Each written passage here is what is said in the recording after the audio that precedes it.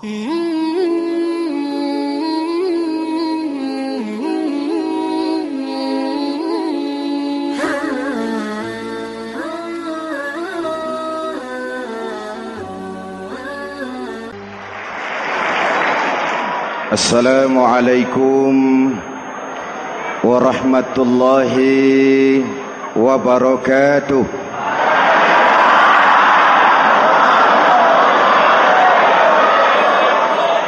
Alhamdulillahi rabbil alamin. Wassalatu wassalamu ala ashrafil mursalin Sayyidina wa maulana Muhammadin wa ala alihi wa sahbihi ajmain, amma ba'du. Para ulama yang saya muliakan, hadirin hadirat ma'asyiral muslimin yang saya cintai, banyak kita alami perubahan-perubahan yang terjadi, baik perubahan yang menyangkut sosial budaya, lebih-lebih yang menyangkut sosial politik. Yang tidak banyak mengalami perubahan adalah sosial ekonomi. Bahkan angka kemiskinan kita naik menjadi 3/5 dari total penduduk kita hidup di bawah garis kemiskinan, dan 20% diantaranya miskin mutlak.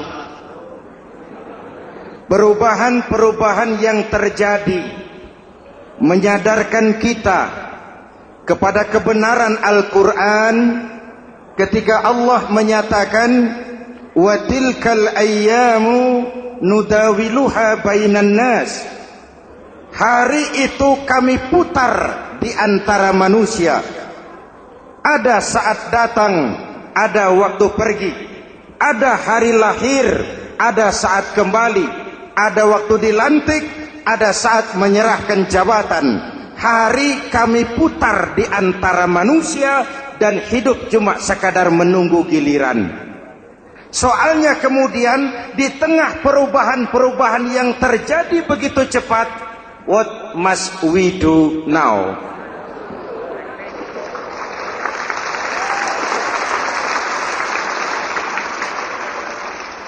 Saya juga nggak ngerti itu.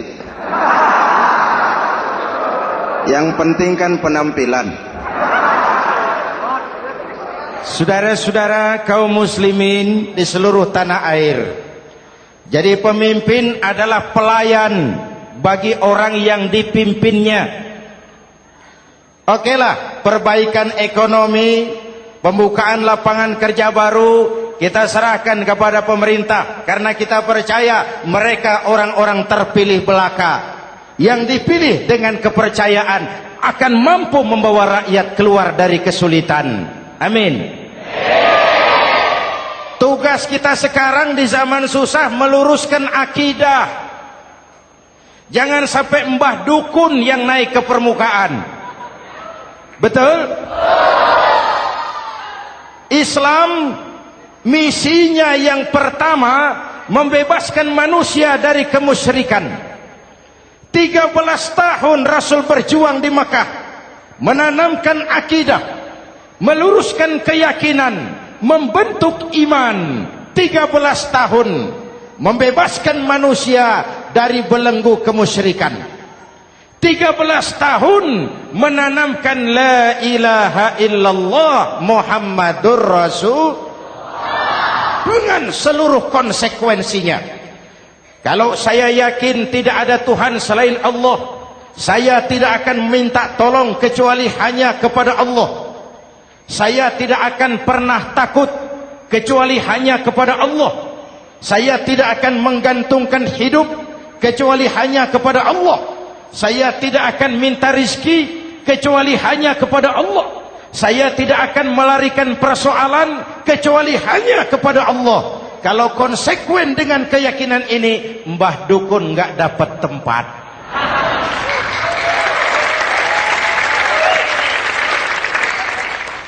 Akur? Ayo lihat secara sederhana.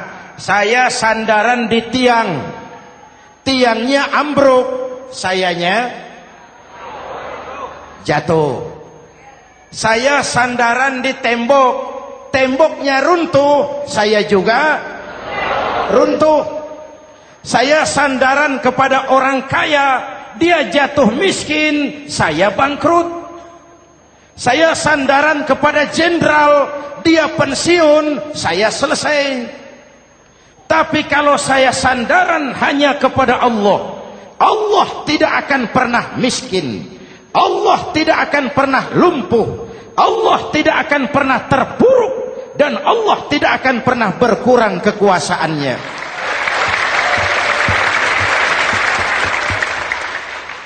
Maka umat Islam, sesulit apapun zaman yang kita hadapi, Allah juga tempat kita bersandar. Jelas?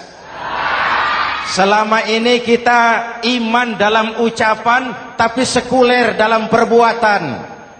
Di masjid ada Allah, di kantor Allah tidak ada, maka korupsi merajalela.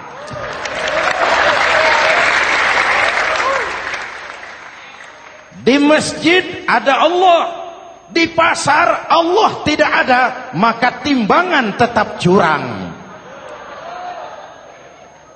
Kita iman dalam ucapan, tapi sekuler dalam perbuatan. Oleh karena itu, sesulit apapun zaman yang kita hadapi, iman jugalah pegangan kita, Allah juga tempat kita bersandar. Boleh zaman berubah, akidah jangan sampai goyah. Karena iman kita hidup, untuk iman kita berjuang, dan dalam iman kita ingin kembali menghadap Allah Subhanahu. Selama ini manusia Indonesia kita lebih banyak diisi otaknya, hati sering kosong, agama dangkal, akidah rapuh, moral rendah. Memang kemudian muncul banyak orang-orang pintar, cuma sayang tidak benar. Indonesia kita bangkrut, Indonesia kita terpuruk, Indonesia kita sakit parah kalau diurus orang yang cuma pintar tapi tidak benar. Kita perlu orang-orang pintar, tapi kita lebih perlu orang benar. Jelas? Kalau cuma pintar tapi tidak benar, itu yang sering saya sampaikan, nanti disuruh ngurus beras malah nimbun beras.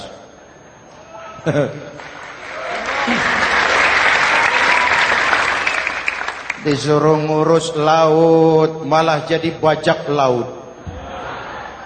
Disuruh ngurus hutan rame-rame jadi orang hutan. Jutaan hektar hutan Indonesia kita ini merupakan kekayaan sumber daya alam kita yang harus digunakan bagi sebesar-besar kemaslahatan rakyat.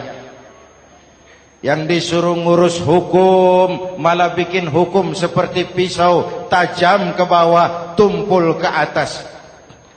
Jangan heran lalu di masyarakat muncul street justice, pengadilan jalanan, sebagai refleksi dari ketidakpuasan melihat sikap hukum yang sangat berpihak. Kalau yang kecil salah, hukum cepat-cepat ditegakkan.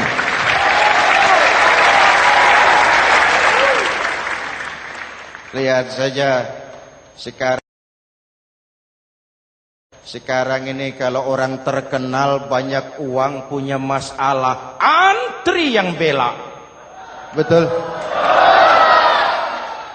Tapi saudara lihat si Marsinah di Jawa Timur, si Sengkon dan Karta di Jawa Barat, si Udin Bernas wartawan Jogja, terseok-seok mencari keadilan, sampai hari ini urusannya masih remeng-remeng. Kenapa bisa begitu? Jawabannya sederhana, tidak ada fulus.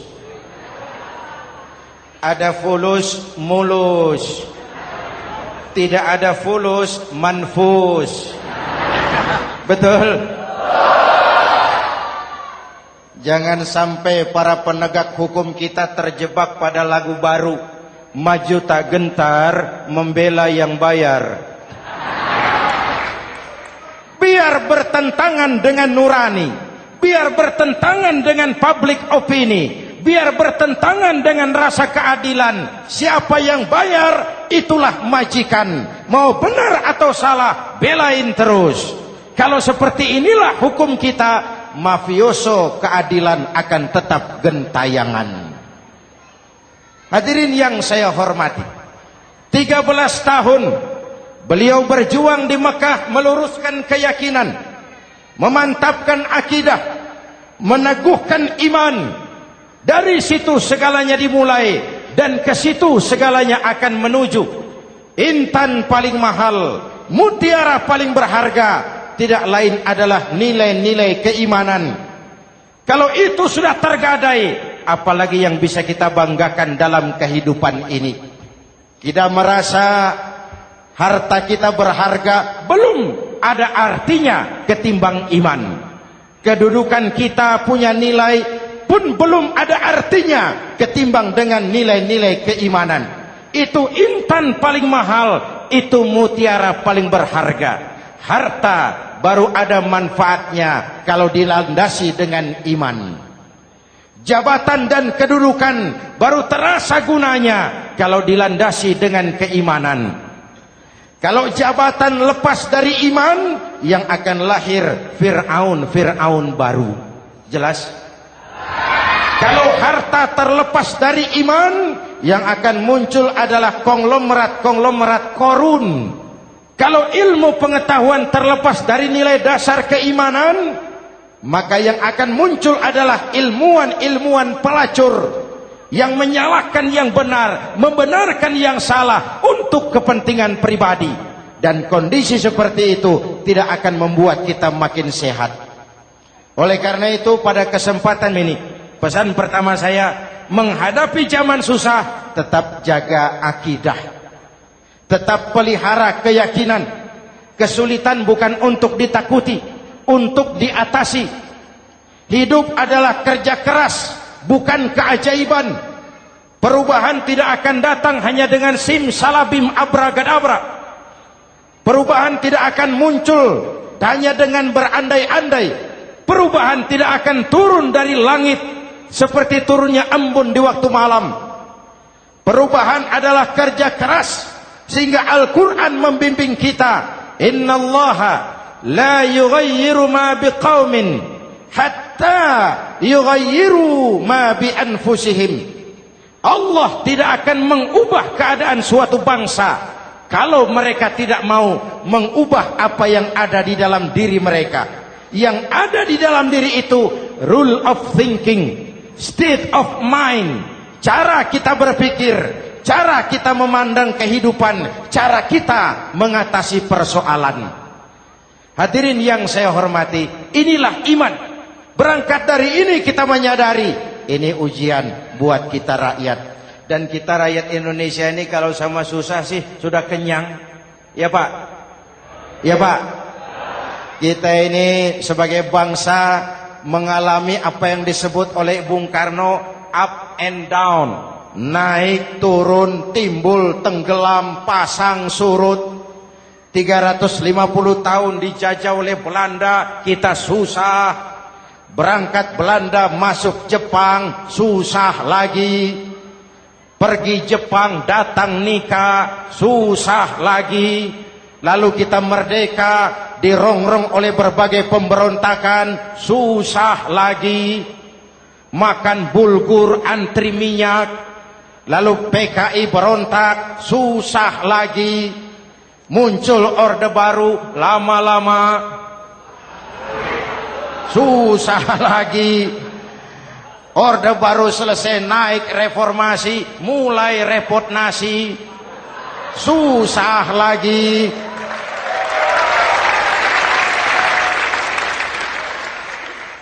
Kalau susah kita ini sudah akrab, sudah intim. Mestinya kalau sudah susah seperti itu, jangan salah sikap menyikapi kesusahan. Jangan sampai kita potong kompas, ambil jalan pintas, terjebak menghalalkan segala cara. Itu tidak akan menguntungkan, itu tidak akan menyelesaikan. Kalaupun selesai, nampaknya penyelesaian sesaat, dan penyelesaian sesaat bukan penyelesaian yang sebenarnya. Karena itu tetaplah dalam koridor keimanan. Boleh zaman berubah, akidah jangan sampai goyah. Silahkan masa berganti, tapi keyakinan jangan mati. Sekali la ilaha illallah, sampai tetes darah paling penghabisan, tetap la ilaha illallah.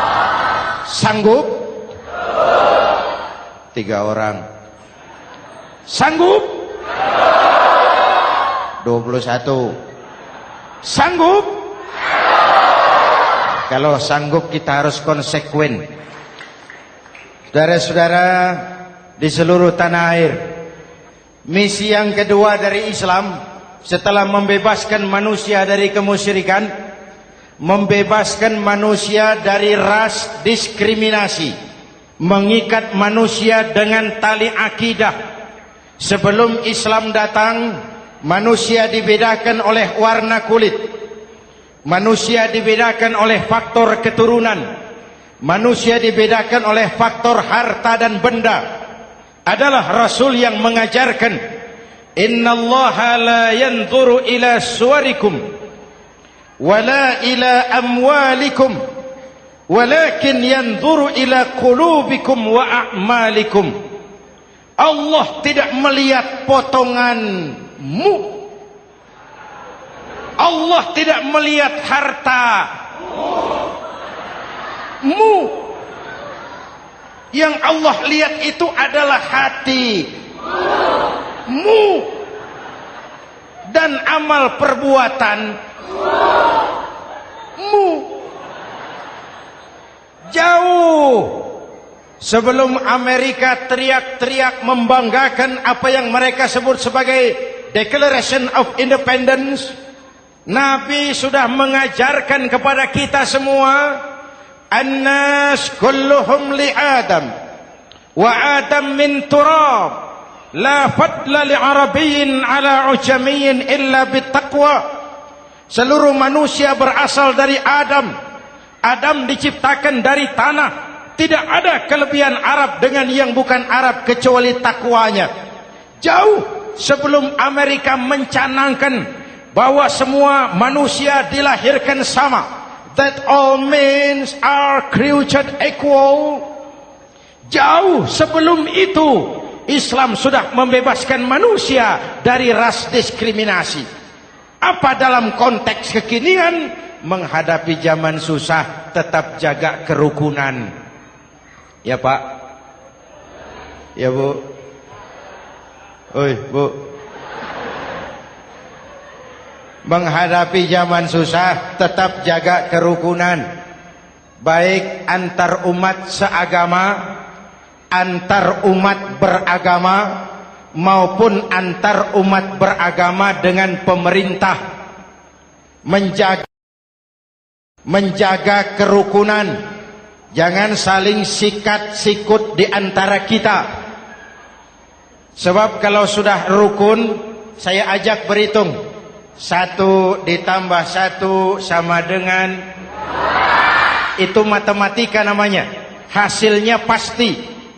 Tapi angka sosial hasilnya aneh. Saya ubah jadi angka sosial. Ayo kita berhitung lagi. 1 orang takut ditambah 1 orang takut sama dengan 2 orang setengah berani. Kenapa setengah berani? Karena sudah berdua. Tadi kan takut sendiri. Kalau sama-sama takut berkumpul jadi setengah berani. Kalau ditambah 1 orang takut lagi, 1 orang takut ditambah 1 orang takut ditambah 1 orang takut sama dengan 3 orang berani. Kenapa jadi berani? Karena sudah bertiga. Kita yang lemah, kita yang marginal, kita yang dikucilkan, bahkan kita yang dilecehkan, kalau mau rukun kita akan kuat dan tidak bakal dipermainkan orang.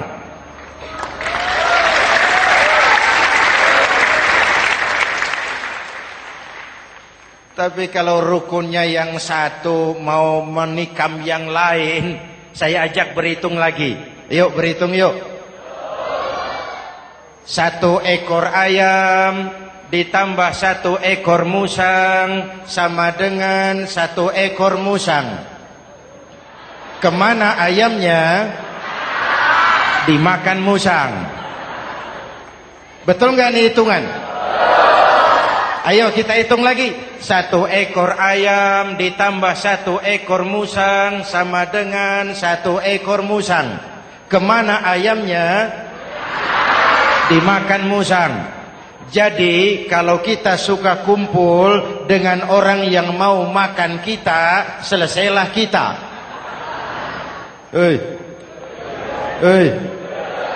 Maka kalau merasa kita ini ayam, yuk kumpul sama-sama ayam, pulang ke kandang ayam. Kalau ada ayam kumpul ke kandang musang, itu namanya ayam minum baygon.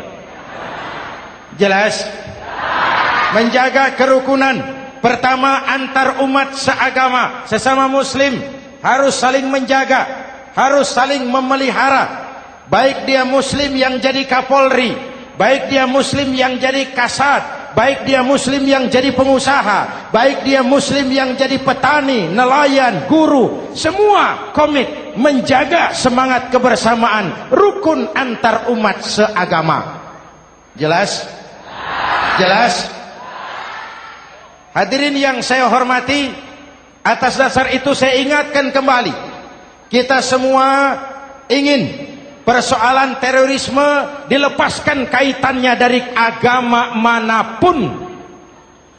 Tidak ada kaitannya terorisme dengan Islam, dengan Kristen, dengan Hindu, dengan Buddha. Tidak ada kaitannya terorisme dengan pondok pesantren.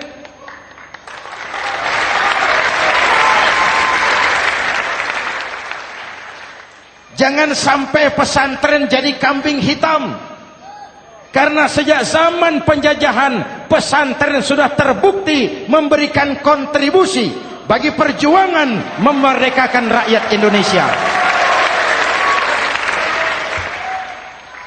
Rukun antar umat seagama. Yang kedua, rukun antar umat beragama. Islam ini rahmatan lil. Jangankan manusia walaupun berbeda agama, binatang saja dihormati. Ada hadis, fa iza zabahtum fa ahsinuz zibhata. Kalau kamu menyembelih hewan, sembelihlah dengan cara yang terbaik. Jangan menyembelih ayam dengan pisau tumpul. Itu namanya tidak berperi kebinatangan. Yang kecil lagi, saudara buka babul istinja, makruh buang air kecil di tanah yang berlubang. Sebab apa? Pertama, menjaga kesehatan. Siapa tahu di lubang yang saudara buang air kecil itu ada gas beracun. Kalau tidak, melindungi binatang yang ada di dalam lubang. Siapa tahu di lubang yang saudara buang air kecil itu ada semut sedang rapat membahas terorisme. Apa dosanya lalu mati dikencingi? Ini namanya rahmatan lis semut. Binatang saja dilindungi. Maka perbedaan agama tidak harus menyebabkan kita bertolak belakang. Perbedaan agama bukan alasan untuk saling bermusuhan.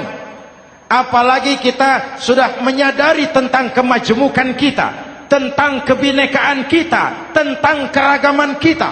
Rukun antar umat beragama.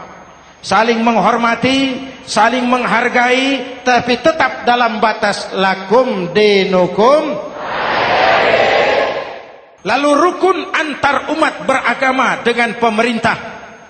Hadirin yang saya hormati, yang benar kita dukung, yang salah kita perbaiki dan kita tegur menurut cara-cara yang diajarkan oleh agama kita. Dan sholat berjamaah, pendidikan bernegara yang paling bagus. Tadi kita sholat ada imam, ada makmum. Betul? Makmum wajib ikut imam kalau imam benar sholatnya. Rakyat wajib ikut pemimpin kalau pemimpin benar mimpinnya. Masyarakat Islam ini loyal. Masyarakat Islam ini bukan pemberontak. Masyarakat Islam ini taat dan setia. Kapan? Kalau imamnya benar. Imam takbir, makmum. Imam ruku, makmum. Imam i'tidal, makmum. I'tidal. Imam sujud, makmum. Tapi kalau imam keliru, mestinya imam ruku malah sujud. Salah imam ini. Tegur. Siapa yang wajib negur? Makmum yang saf terdepan. Anggota DPR.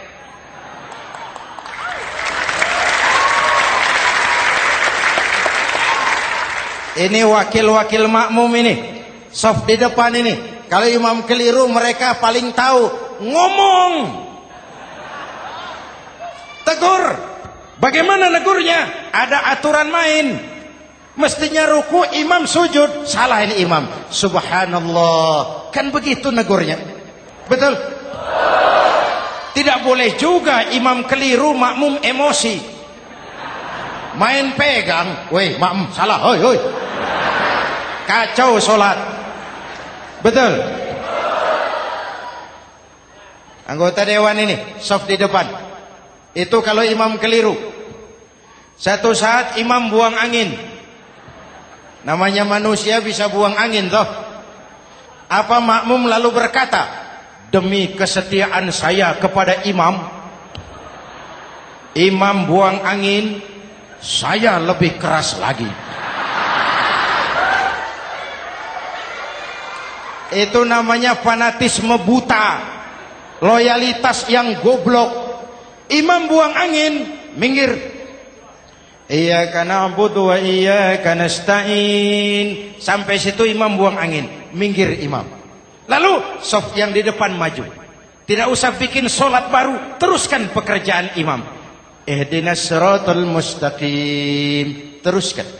Kenapa? Kalau bikin sholat baru lagi, nanti buang angin lagi.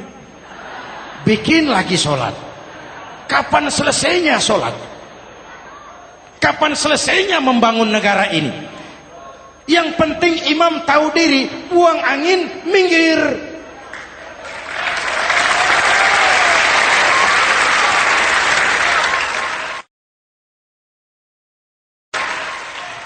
Ini kacaunya sholat berjamaah kita sekarang. Kacaunya negeri kita sekarang. Banyak imam sudah buang angin, gengsi. Diam aja merasa nggak punya salah. Dikasih tahu sama makmum, imam tadi buang angin ya, malah jawab sedikit. Apa kalau sedikit lalu tidak batal sholat itu? Mekanisme kehidupan sosial yang diatur lewat tuntunan sholat berjamaah. Sehingga Nabi berpesan, kun imaman muta'an au ma'muman muti'an fala takun thalisan jazu'a. Kalau jadi pemimpin, jadilah pemimpin yang ditaati. Kalau jadi makmum, jadilah makmum yang mentaati. Jangan jadi golongan ketiga pemecah belah. Di depan tidak jalan, di belakang takut, ditaruh yang di tengah, di depan didorong, yang belakang ditendang. Ini namanya biang kerok. Saudara-saudara, dari uraian singkat ini saya ambil beberapa catatan pokok. Pertama, kalau ada intan paling mahal, kalau ada mutiara paling berharga dalam hidup kita, itu tidak lain adalah karena keyakinan. Hidup jadi indah, hidup jadi berharga, hidup jadi berarti kalau didasari atas sebuah keyakinan. Dan keyakinan itu tidak lain adalah nilai iman kita, akidah kita kepada Allah Subhanahu wa taala. Yang kedua, tetap menjaga kerukunan. Sesulit apapun zaman yang kita hadapi, kita tetap harus menjaga semangat kebersamaan. Kita harus tetap menjadi lem perekat yang menjaga keutuhan baik sebagai bangsa maupun sebagai umat. Perbedaan adalah wajar, harus dihormati sebagai ciri kehidupan berdemokrasi. Tapi jangan perbedaan menjadi sebab kita bermusuhan, dan jangan perbedaan menyebabkan kita saling berpecah belah. Hormati perbedaan, jangan perbedaan dipandang sebagai permusuhan. Dengan akidah yang kuat dan kebersamaan yang kokoh, ayo kita hadapi kesulitan, kita atasi kesulitan, dan dengan kerja keras untuk menyongsong hari esok yang lebih pasti. Mari kita Fatihah, semoga Allah memelihara kita bangsa Indonesia.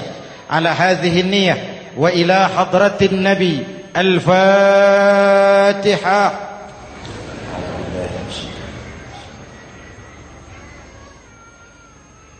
Iyyaka na'budu wa iyyaka nasta'in. Ihdinas siratal mustaqim. Siratal ladzina an'amta 'alaihim. Bismillahirrahmanirrahim. Amin. Alhamdulillahi rabbil alamin. Allahumma salli wa sallim wa barik ala sayyidina Muhammadin wa ala alihi wa sahbihi ajma'in. Allahumma rabbana taqabbal minna salatana wa siyamana wa qiyamana wa takhashu'ana wa ta'abbudana wa tammim taksirana ya arhamar rahimin. Allahumma aslih man fi salahihi salahul muslimin. Allahumma ahlik man fi halakihi salahul muslimin. Allahumma rabbana la tu'akhizna in nasina aw akhtana. Rabbana wa la tahmil alaina isran kama hamaltahu ala alladhina min qablina. Rabbana wa la tuhammilna ma la taqata lana bih wa'fu 'anna waghfir lana warhamna anta maulana fansurna 'alal qaumil kafirin. Allahumma ij'alna minas su'ada'il maqbulin wa la taj'alna minal ashqiya'il mardudin. Afdalu ma qultuhu ana wan nabiyyuna min qabli. La ilaha illallah.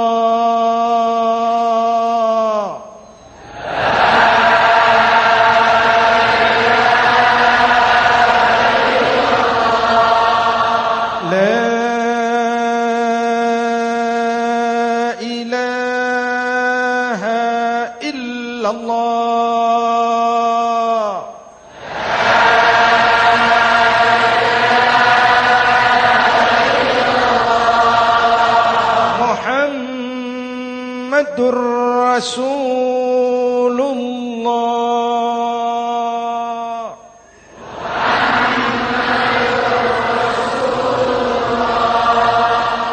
Sallallahu alaihi wa alihi wa sallam. Kalimatu haqqin 'alaiha nahya wa 'alaiha namut wa 'alaiha wa biha nub'atsu insyaallah minal aminin minal aminin minal aminin rahmatika ya arhamar rahimin.